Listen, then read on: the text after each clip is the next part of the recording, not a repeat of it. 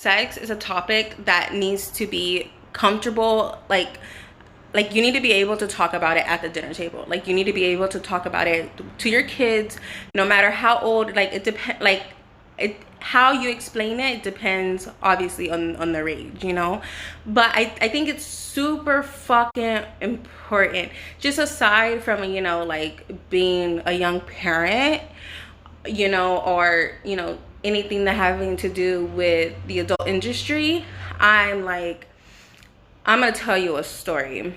Okay, I was like 12 or 13 years old, and I was into BET, Black Entertainment Television, you know, the channel BET, yeah. And every fucking commercial, it was HIV, HIV, go get tested, go get tested. And at 12, 13 years old, I don't fucking know what the fuck that was or how serious it was or anything like that. And so one day my dad took me to go get a checkup. And so I went to the doctors and I asked the doctor, oh, can I get HIV tested? Completely innocent, completely not like, you know, I was a virgin. I didn't even like boys. I never left the house. I was like 12, 13 years old, you know? And my dad literally left me at the doctor's office. He literally walked the fuck out of the fucking doctor's office. He could not have a fucking conversation about that. Or, hey, you know, Mona, why, you know, like, you don't have to worry about HIV because you're a virgin. HIV is common amongst gay people, people who share needles for drugs, you know, etc. He left me. At 12 and 13 years old, if you think about, you know, basic public school education, you learn about like your body changing, but not, you don't really get into like STDs, STIs, you know, until, you know, like honestly, I had my first real sexual education course. I was already 8 months pregnant. I was like in the 10th, 11th grade. I was 16, you know? Yeah, and like had my dad been capable of fucking having a conversation, I would have been more alert, more aware to tell my daughter's dad, hey, put on a fucking condom. Or you know what? No. Take my ass home. You know what I mean? And so I don't know if you guys are up to date of like the laws and stuff, but it wasn't until like 2009 when a 14 or 15-year-old can go to the doctors and have a conversation with the doctor without their parent being in the room. It wasn't until very recently where a girl didn't need her parents or guardians or caretaker, whatever word, you know, you want to use. She didn't need their permission to get on birth control, because had those laws been passed, you know, I, for one, would have benefited from that. I would have been able to go to my doctor and talk to my doctor and say, oh, hey, like I started having sex. I've had my boyfriend for over a year.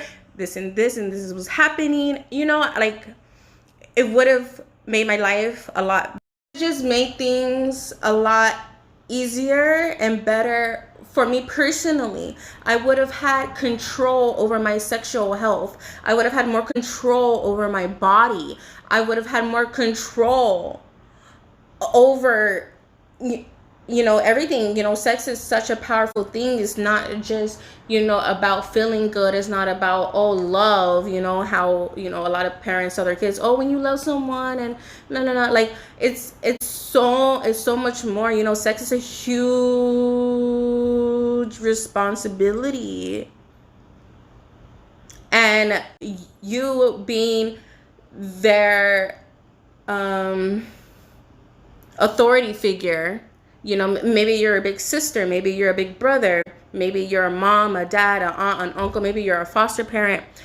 Well, you know, whoever you are, you know, you should really, you know, it's really hard to think of our children, you know, doing that. It's really hard. Like I can understand why my dad didn't want to have that conversation with his teen daughter. I I could understand that, you know, to some extent. But look at the consequence of not being able to sit and talk. Look at what happened. And it happens everywhere, you know. And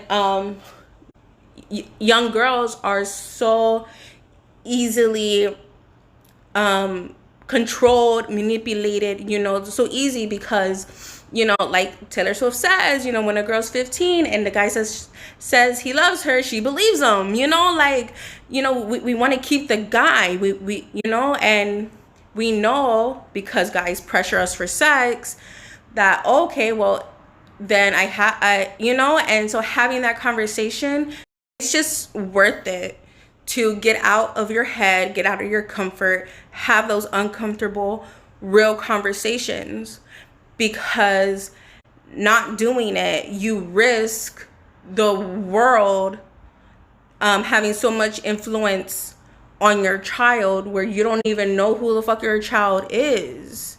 You don't know who they are as a woman, as a man. You don't know, you know, and just having those conversations and being open and being loving and taking a deep breath and being present and understanding that they're a child wanting to learn, and your job is to protect and guide them. And once we're able to have those conversations, there will be a lot less women victims, just as a whole. It's absolutely worth it. I think it's gonna make your bond that much stronger. I think it's gonna help overall, you know, to like, it's an uncomfortable conversation. Don't want to fucking talk about it, but it's reality, and we need to really make sure that we help those that depend on us, that look up to us, that need us. It's really important. Thank you for listening.